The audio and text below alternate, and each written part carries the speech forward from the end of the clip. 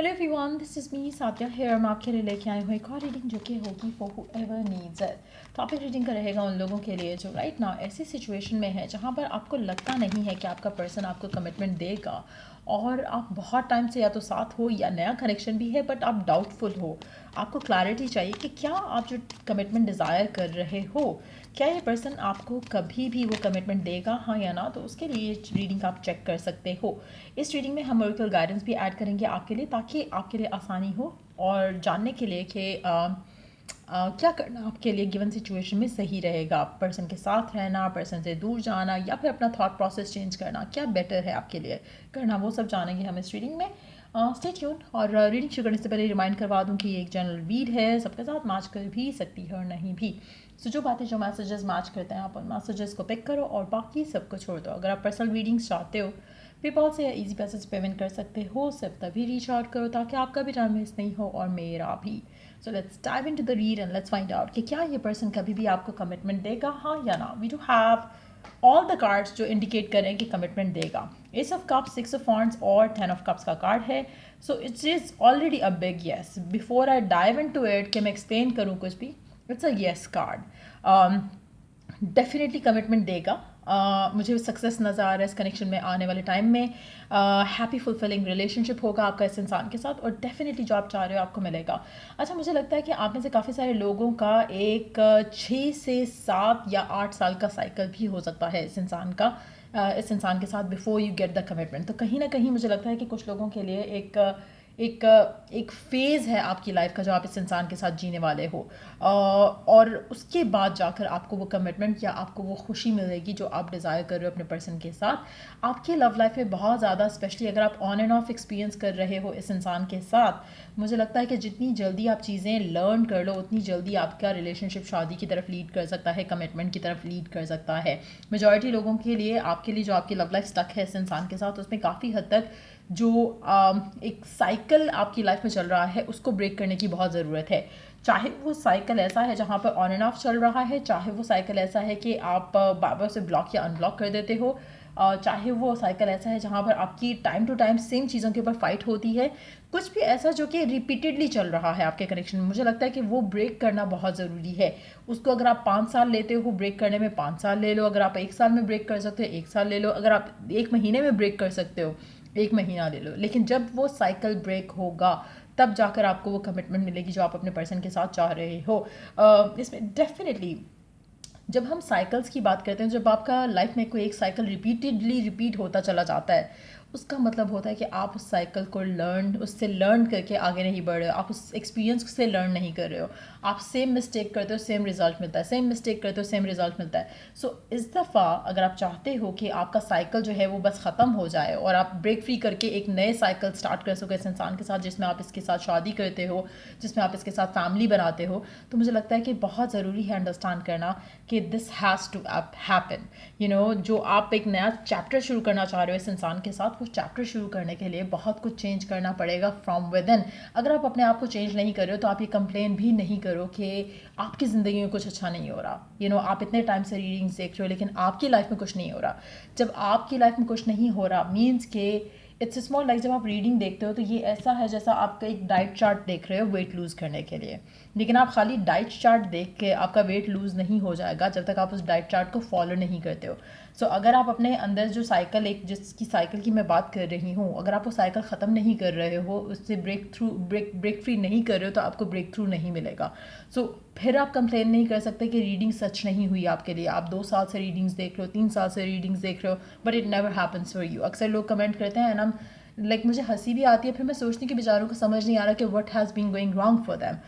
But अगर आप understand करो और आप अपने साइकिल से ब्रेक फ्री कर जाओ तो आपके लिए भी ये पूरा हो जाएगा। लेकिन अगर आप 7 साल लगा देते हो, तो अभी तो सिर्फ 2 साल हुए हैं जो रीडिंग्स देख रहे हैं उनकी पूरी नहीं हो रही हैं, तो अभी आपको 5 साल और लगेंगे जब आप रियलाइज़ करोगे कि you have to break free from a pattern.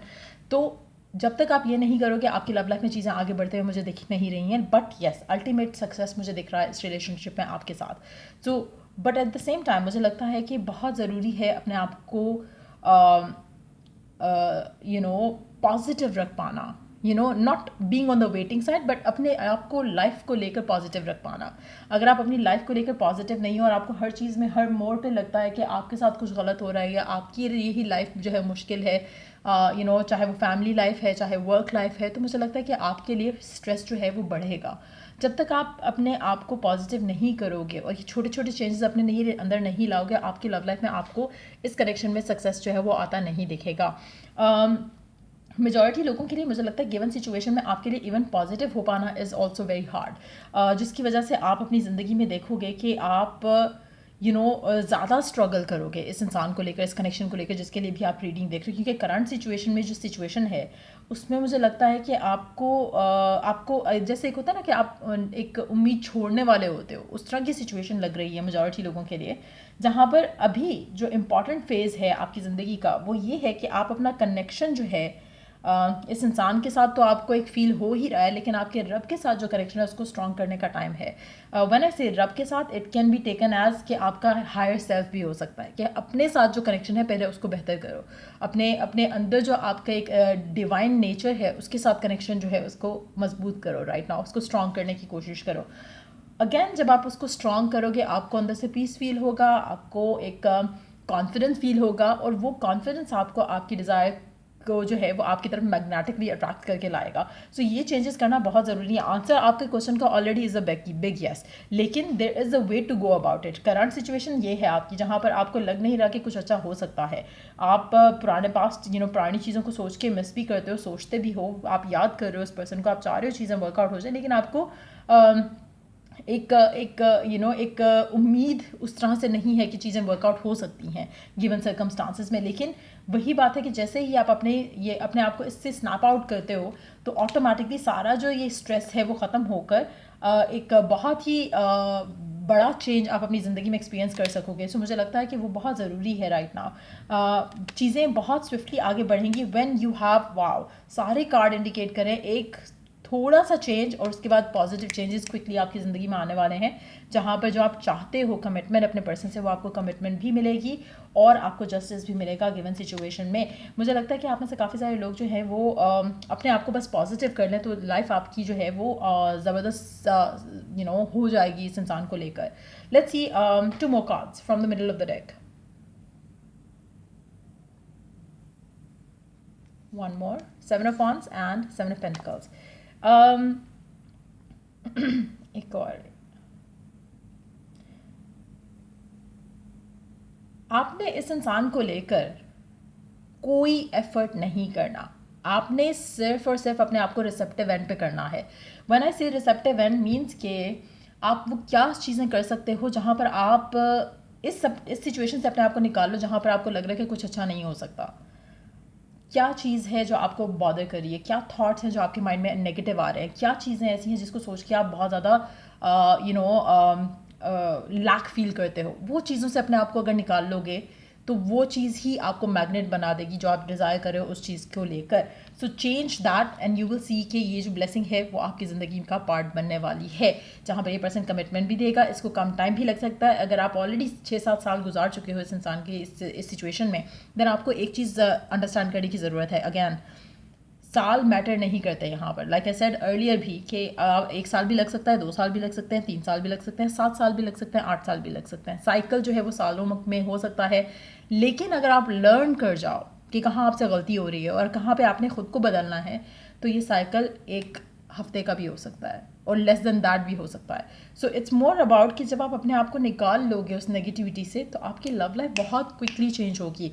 Confidence is going to lead you forward, faith is going to lead you forward. तो instead of wasting your time thinking कि पता नहीं कमिटमेंट देगा या नहीं देगा, अपने आप को उस जगह करो जहाँ पर आपको बिलीव होगा कि क्यों नहीं देगा कमिटमेंट, और आपको नहीं देगा तो किसको कमिटमेंट देगा। आपका अपना फेथ इतना स्ट्रांग होना चाहिए कि जो आप चाह रहे हो वैसा ही होगा, एग्जैक्टली वैसी ही सिचुएशन में होगा।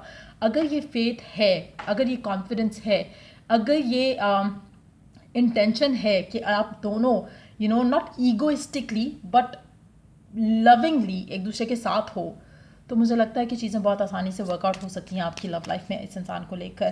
तो ये कमिटमेंट भी देगा आपको ईजीली और एफर्टलेसली। आपका सिर्फ एफर्ट जो है वो खुद को सुधारने में है, खुद को पॉजिटिव करने में है, and then everything is gonna be perfect. So देखते हैं कि ओरेकल गाइडेंस क्या है आपके लिए गिवन सिचुएशन में। Beyond the ego, surrender to the flow of life. Again आप ऐसे कुछ लोग जो है ईगोइस्टिकली शायद चीज़ों को देख रहे हैं, जैसे आप उसको you want to put them down कि हाँ मैंने कहा था ना कि हमारी शादी हो जाएगी, या मैंने कहा था ना तुम मुझे कमिटमेंट दोगे, या ये सारी चीज़ें जब ये गेम ख़त्म हो जाएगी, ये नेगेटिविटी ख़त्म हो जाएगी, ईगोइस्टिकली चीज़ों को लेना छोड़ दोगे, तो मुझे लगता है कि चीज़ें आसान हो सकती हैं। सरेंडर करो और अपने आप को पॉजिटिव करो, then there is a union of love, embrace the beloved within your heart. Again जब आप एम्ब्रेस करते हो the beloved within your heart, तो मुझे लगता है कि आप फिर ये रेजिस्टेंस नहीं शो कर रहे होते। रेजिस्टेंस आपकी इस तरह से आ रही है चीज़ों को लेकर जहाँ पर आपके लिए पॉजिटिव सोचना मुश्किल है, नेगेटिव सोचना आसान है। कैसे होगा, कब होगा, ये आपके कंसर्न्स नहीं होने चाहिए। आपका फेथ होना चाहिए कि ये होगा, एंड देन अपनी लाइफ को बाकी चीज़ों में इन्वेस्ट करो, अपने आप के थॉट्स को उन चीज़ों में इन्वेस्ट करो जिससे आप अपनी लाइफ में पॉजिटिव चेंजेस ला सकते हो। तब आपको आपका ये यूनियन जो आप डिज़ायर करो ये हो जाएगा आपके पर्सन के साथ। सो ये रीडिंग आप लोगों की अगर आपको हेल्प किया हो, गाइड किया हो, तो लाइक शेयर सब्सक्राइब जरूर करो। Till I do the next reading आप लोगों के लिए टेक केयर, बाय।